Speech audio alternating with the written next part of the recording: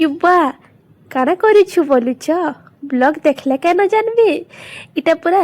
बरी पकाबार लगी बिरी के पीसे आनी थिलु आर इटा फैन करुछु फैन ना हेले बरी का बतर कहत एंता हिसाबे फैन करबे जे टिके बिरी रे डबल हे जिबार फैन बतरटा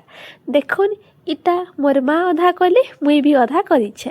आर देखो खुरीती पान टिके एंता पके देबे बेला सेटा जानबे कि ये बा इटा हेला न उपिल्ला जानी पकाबे आ इटी धोब राइस हो कि कला राइस हो दुईटा पके देला आ टेस्टटा बढ़ी जाएसी आरे कखारु कुरा आर मसला माने जीरा मसला टिके पके देला उफ निक कहन तापरे टिके पान हाथ हे गली आर इति मुई बरी के धुतीटा के देकरी उदा धुती रे पके दउछे गोल गोल करी एंता हिसाब पकोथिबे जे